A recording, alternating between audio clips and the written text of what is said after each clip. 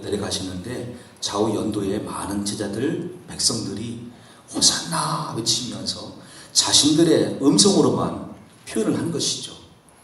근데 그때 현장에 대한 분위기를 새 복음서에 저자들이 각각 현장의 보도를 이렇게 달리하고 있습니다. 먼저 마태 특파원을 불러보겠습니다. 자, 마태 어디 나가 있습니까?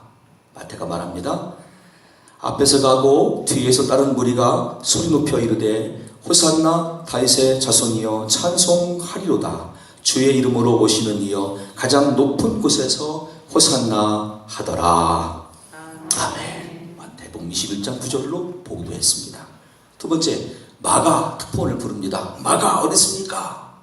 앞에서 가고 뒤에서 따른 자들이 소리 지르되 호산나 찬송하리로다. 주의 이름으로 오시는 이여 찬송하리로다. 오늘 우리 조상 다윗의 나라여 가장 높은 곳에서 호산나 하더라. 아멘. 마가복음 11장 9절 10절에서 보도했습니다. 자, 마지막으로 요한 특파원을 부릅니다. 요한 어디 있습니까? 종이나무 가지를 가지고 맞으러 나가 외치되 호산나 찬송하리로다. 주의 이름으로 오시는 이 곧 이스라엘의 왕이시여 하더라. 아멘. 요한복음 12장 13절로 각각 그들의 시각으로 보도를 했습니다. 종려주일이라고 불러지는 것도 요한의 특파원의 보도대로 그들이 종려나무 가지를 가지고 흔들면서 예수님의 입성을 환영하고 찬송한 데서 기인한 것이죠. 그렇게 해서 한 주간 고난주간이 시작이 됩니다. 이 세 군데의 특파원들 보도를 함께 보면서 공통된 단어가 등장되어집니다. 호산나라고 하는 단어입니다. 이 단어는 원래 시편 118편 25절에 나오는 히브리 말이었습니다. 원래는 호시아나라고 불려지는 발음인데 헬라어로 호산나가 됐고요. 이 뒤에 나라고 하는 뜻은 지금이라는 뜻이기 때문에 호시아 또는 호산 이 말이 구원하소서라는 뜻이 되죠. 그래서 붙이면은 지금 구원하소서, 지금 구원해 주소서 이런 뜻이 됩니다. 일찍이 스가랴 9장 9절 말씀은 그때의 광경을 미리 예언하였고 예수님은 그 말씀 그대로 이루시기 위해서 오셨습니다. 시온에 따라 크게 기뻐할지어다. 예루살렘에 따라 즐거이 부를지어다. 보라, 내 왕이 내게 임하시나니 그는 공의로우시며 구원을 베푸시며 겸손하여서 나귀를 타시나니 나귀의 작은 것 곧 나귀 새끼니라. 아멘. 자, 그런데요, 우리가 궁금한 게 있어요. 이렇게 성경대로 다 이루어지고 있는 이 상황에서 과연 예수님 마음은 어땠을까? 예수님 입장에서 예수님 마음은 어땠을까 하는 그 궁금증이 사실 있습니다. 많은 연도의 백성들과 제자들이 호산나 외치고 있지만 정작 예수님 마음은 어땠을까? 저는 굉장히 궁금했어요. 근데 거기에 대하여 다른 특파원이 보도한 것이 오늘 본문의 말씀입니다. 누가복음 19장 41절로 42절에 가까이 오사 성을 보시고 오시며 이르시되 너도 오늘 평화에 관한 일을 알았더라면 좋을 뻔하였거니와 지금 내 눈에 숨겨졌도다. 아멘. 분위기는 막 들떠있고 모두가 환영하는 분위기예요. 호산나 외치는 기쁨의 현장이에요. 근데 예수님 마음은 차분하게, 아니 착잡하게, 아니 더 나아가 비통한 심정으로 우시는 마음이었어요. 그게 그날의 분위기예요.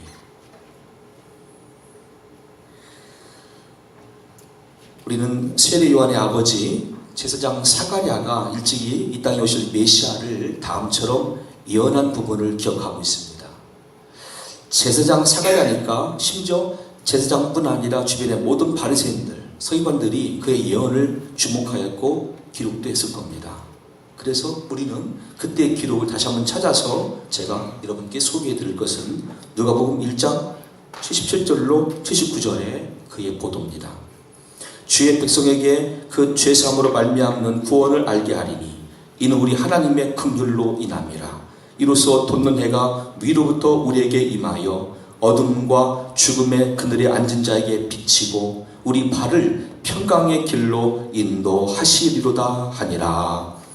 아멘. 하나님의 긍휼이 큰 원인이 되고 에너지가 되는데요. 그 긍휼로 인하여서 이 땅에 하나님의 아들이 방법으로 내려오셨습니다. 어떤 방법이냐면 그 피를 통하여서 우리를 구원하시는 생명의 역사, 죄사함의 역사입니다. 또한 이 은혜가 또한 우리 모든 백성들뿐 아니라 우리가 지금 누리지 못하는 분야에까지 미치게 되는데 그것이 평강이라는 단어로 예언이 됐습니다. 저는 늘 강조하는 게 복 중의 복이 무엇이냐. 항상 성경에는 은혜와 평강이라고 하는 순서가 나오는데 은혜가 먼저 주어져야 그 은혜의 한 범주로 평강이 우리에게 미치는 것이다. 그럼 평강이 무엇이냐? 구약은 샬롬이라고 가르치죠. 근데 이 분야가 너무나 엄청납니다. 영적으로, 정신적으로, 육체적으로, 물질적으로, 나와 타인의 관계 속에서, 그리고 자연으로부터의 보호하심을 통해서 하나님의 온전한 은혜를 경험하는 상태, 원수 앞에서도 넘쳐 흐르는 상태, 이게 샬롬이에요. 최고의 복이죠. 그러니까 여러분, 우리가 평강을 모르면 그 중에 어느 한 가지만 집착하게 되는데, 평강을 알면 평강의 주인공이신 하나님께 믿음과 기도로 나아갈 수가 있어요. 많은 분들이 하나님을 알지 못하고 평강을 모르니까 집착만 하는 거예요. 욕심만 부리는 거예요. 그 중에 한 가지 건강, 한 가지 물질, 한 가지 명예 등등. 근데 하나님을 다 알면 그분의 긍휼을 기대하며 우리가 기도할 수 있어요. 하나님 저에게 평강 주시고 우리 가족 모두에게 이 평강 주시옵소서.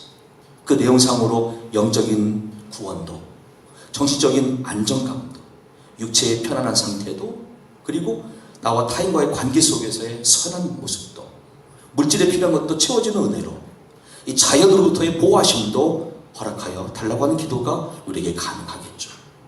근데 그것이 가능하기 위해서는 그것을 위한 방법으로 하나님의 아들이 오셔야 돼요.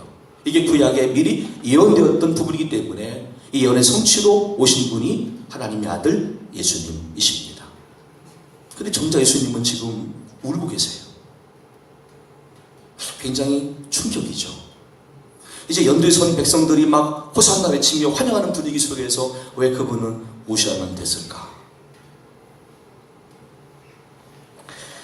옆에 있던 바리새인들의 비난이 오늘 보면 39절에 힌트가 됩니다. 우리 중 어떤 바리새인들이 말하되 선생이여 당신의 제자들을 책망하소서 하거늘. 바리새인들, 그들은 성경의 박사들입니다. 그들은 너무나 잘 알고 심지어 가르치기도 했으며 심지어 그 성경 말씀과 율법을 가지고 누군가를 정죄까지 했던 사람들이죠. 근데 정작 그들은 성경 말씀을 통해서 이 땅에 오신 예수님을 메시아로 영접하지 않았어요. 인정하지 않았어요. 믿지 않았어요. 지금 이 순간에도 예수님을 부르는 그 호칭이 그냥 선생이에요. 하나님의 아들이 아니고 메시아가 아니고 그냥 선생이에요. 그러니 그들의 시각 속에 예수님은 큰 실망을 하고 다음과 같은 말씀을 답변으로 제공하십니다. 40절 말씀 보시면 대답하여 이르시되 내가 너희에게 말하노니 만일 이 사람들이 침묵하면 돌들이 소리 지르리라 하시니라. 아멘. 1차적인 뜻은 이것이죠. 너희 바리새인들아, 너희 서기관들아, 소위 이 이스라엘의 영적인 리더들아, 그래 너희들은 믿음이 없어 나를 영접하지 않고 있다 할지라도 나는 하나님의 아들이고 하나님의 근본 본체에 동등하신 주의 이름으로 오신 하나님의 은혜이기 때문에 이 땅 백성들이 다 나를 찬양하는 날이 올 것이다. 너희들은 지금 이제 빠져있구나. 너희가 나를 외면하고 나를 비난하고 부시한다 할지라도 결국은 모든 만물이 나를 찬양하는 날이 오게 될 것이다. 그리고 그 날이 오기 전 하박국 2장 11절 근거로 이 땅에 심판이 있으리라 하는 부분을 담에서 돌이 부르짖고 집에서 들보가 응답하리라 하는 이 말씀을 인용하여 그에게 답변을 전하신 거죠. 예수님 말씀은요 다 구원을 향하여 주신 말씀이에요. 근데 심판도 사실은 구원을 전제한 하나님의 은혜예요. 여러분들이 심판이라는 말씀을 굉장히 무서워하고 두려워하는데 사실은 이것을 복음의 마음으로 받아들이면 은혜 같아요. 심판이 있을 때 저와 여러분들에게는 그날이 보상받는 날이거든요. 하나님의 품에 안식을 얻는 마지막 완성 단계가 심판의 날이거든요. 근데 불의한 자들 보세요. 그들은 아나무인이에요. 목이 너무 고다했어요. 그들은 사람도 무서워하지 않아요. 그들은 통치자들도 심지어 하나님도 무서워하지 않아요. 지금 그런 시대예요. 우리 그들과 함께 살면서 느낍니다. 저들이 천벌받을 거야. 저들이 하나님의 큰 벌이 임할 거야. 근데 그날이 언제죠? 심판의 때예요. 누군가에게 심판은 구원의 날이에요. 완성의 날이에요. 누군가에게 심판은 공의의 하나님을 만나는 날이고 형벌받을 날이 될 거예요. 근데 이 심판의 개념이 명확하게 들어올 때 우리가 복음이 되는 거죠. 야, 기쁘다, 감사하다, 소망이 생긴다, 인내하자, 심판 날까지 믿음 안에 있자 라고 다짐하는 우리들, 반면에 저들은 도전과 회개의 기회가 될 수도 있어요. 심판이 있어? 세상에 멸망이 있어? 온 우주가 받은 심판이야? 그러면 나도 이제라도 깨어나서 심판을 준비하자라고도 그들에게 하나의 도전과 계기가 될 수가 있어요. 예수님 모든 말씀은 그래서 구원으로 향하는 거예요. 오늘 예수님께서 오셨던 이유에 대해서 좀 더 깊이 생각을 해보겠습니다. 41절, 42절 다시 반복한다면 가까이 오사 성을 보시고 우시며 이르시되 너도 오늘 평화에 관한 일을 알았더라면 좋을 뻔하였거니와 지금 내 눈에 숨겨졌도다. 아멘. 첫 번째는 바리새인들 보니까 알 수가 있었고요. 두 번째는 이미 다 알고 오셨지만 예루살렘이란 말 뜻이 평화의 도성이란 뜻입니다. 평화의 도시라는 뜻입니다. 자, 표면적으로는 평화의 도시라는 닉네임을 갖고 있는 예루살렘이에요. 근데 그 평화를 얻으려면 예수님을 영접해야 되는데, 그 진정한 평강을 얻으려면 예수님이 오셔야 되는데, 정작 이 도시는 예수님을 외면하고 있었고 박대하고 있었고 비난하고 있었어요. 평화의 도시지만 평화가 없는 거예요. 이 영적 무지 앞에, 그들의 불신 앞에 예수님이 한없이 우십니다. 이 어리석은 백성들, 이 무지한 백성들. 근데 그들은 다들 안돈하는 분위기에, 왜? 내가 예루살렘의 시민이야. 나 평화의 도시에 살아. 그럼 뭐예요? 제가 2003년도에 미국 갔을 때 LA를 방문했는데요. 그 도시 이름이 참 대단합니다. 로스앤젤레스. 천사의 도시예요. 이야, 지상에 있는 도시 중에 천사의 도시. 정말 그럴 만큼 아름다운 환경이었어요, 도시가. 동서남북 다 다녀보았는데, 이야, 이렇게 아름답고 쾌적한 분위기고 사철, 이런 기후라고 하니 참 천사의 도시답다. 근데 그 안에는 범죄를 보니까 섬찟해요. 심지어 옆에 선교사님 차를 타고 LA 시내를 딱 가리면서 신호에 걸렸을 때의 상황인데요. 신호에 걸리자마자 제 좌우편으로 이상한 남자분들이 막 들고 막 와요. 차 쪽으로. 우리가 부탁 안 했는데 막 참을 닦아줘요. 유리를 막 닦아줘요. 그리고 무조건 돈 내네요. 심지어 어떤 지역은 그냥 오자마자 와서 돈 딱 달라고 손을 내밀어요. 옆에 있던 선생님이 그럽니다. 목사님 빨리 올리세요. 참 올리세요. 저들이 다른 소리는 곤충이 있을 수가 있어요. 그러는 거예요. 깜짝 놀랐어요.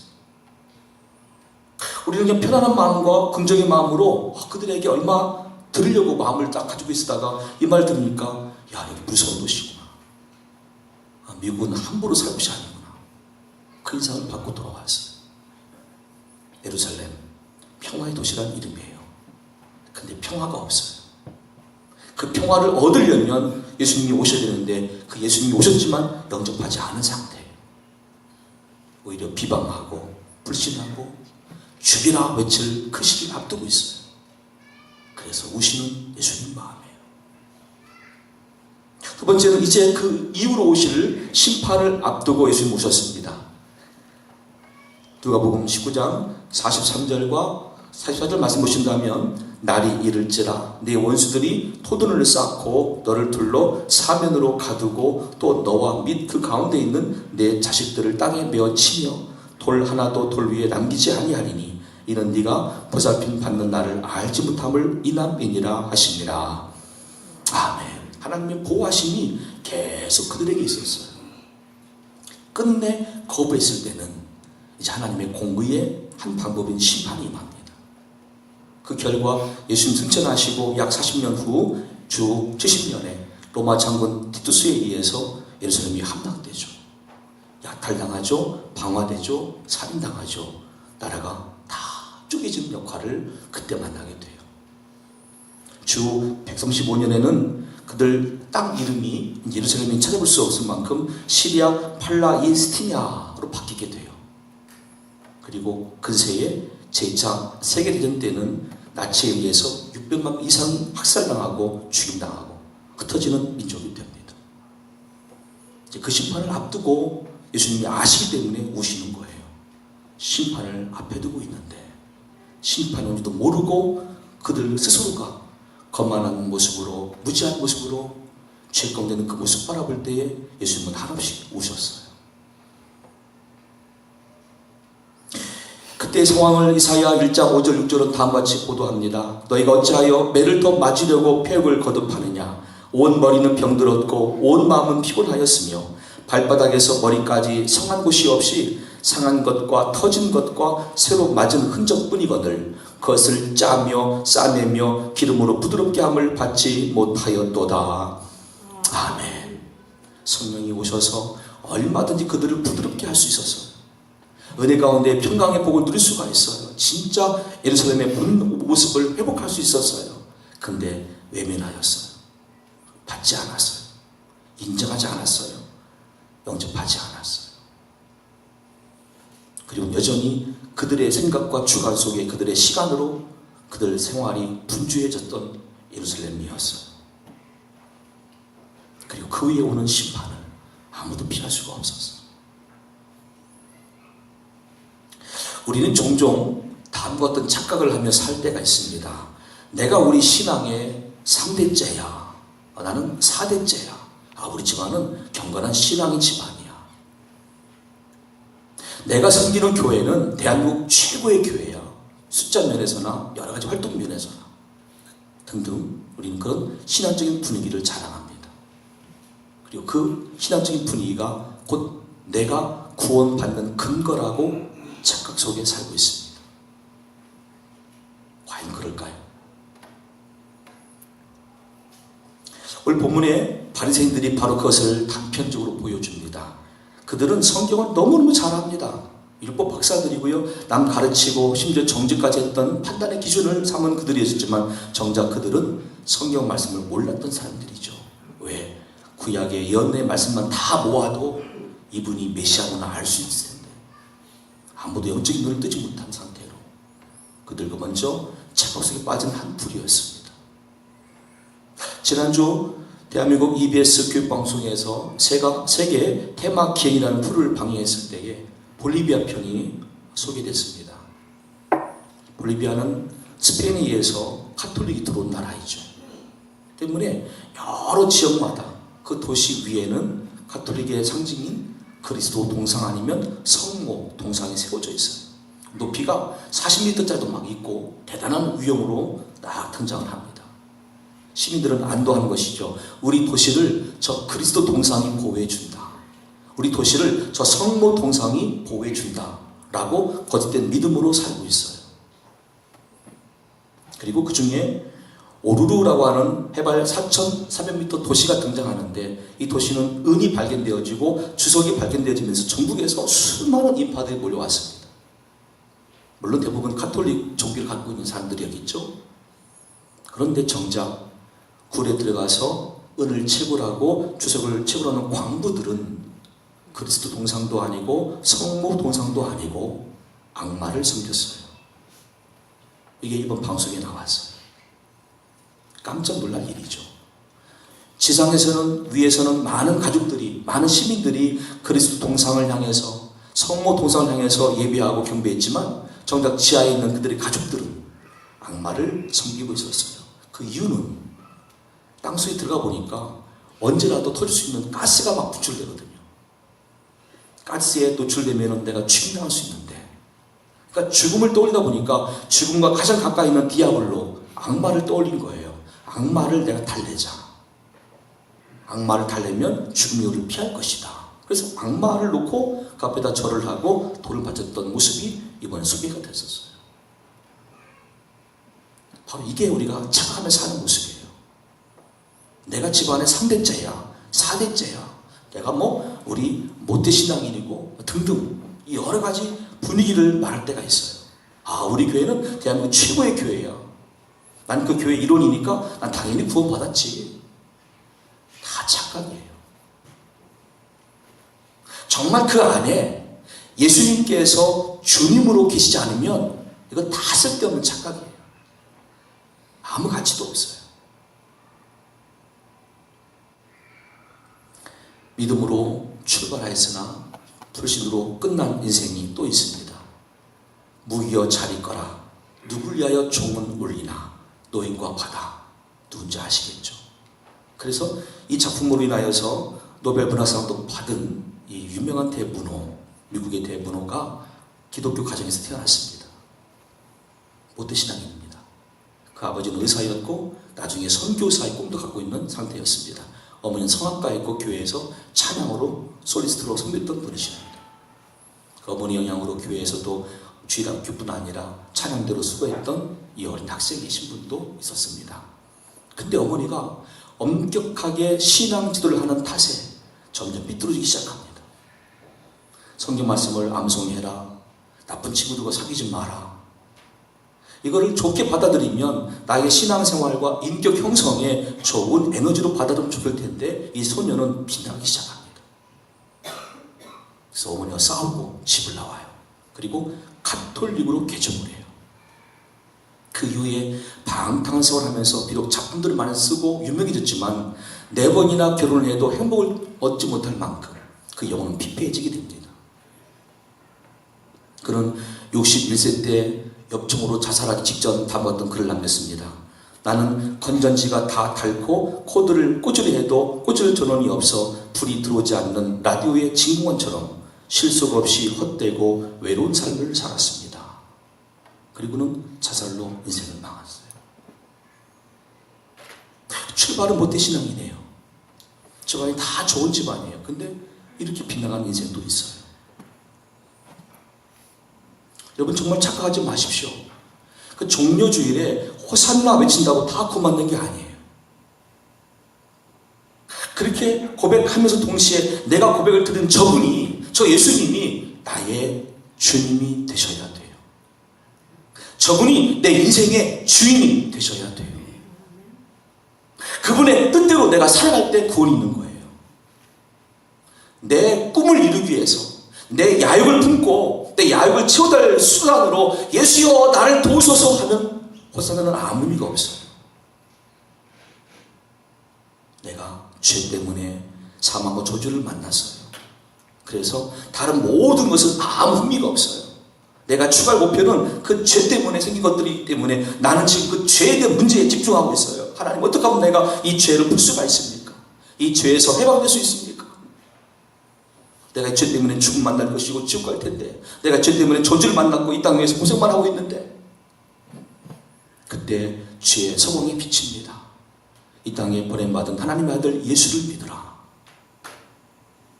그 예수를 믿을 이유가 무엇이냐면 모든 것의 근본 원인은 죄 때문이에요. 다른 게 아니라. 때문에 호산나라고 외칠 때에도 주여 이 죄에서 지금 나를 구원하소서가 돼야 되는데, 많은 다수는 뭐라고 그래요?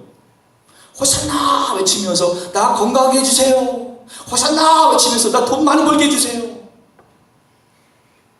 이건 믿음이 아니고 구원이 아닌 거예요. 예수님은 그런 대상과 전혀 관계가 없으신 거예요. 그래서 우시는 거예요.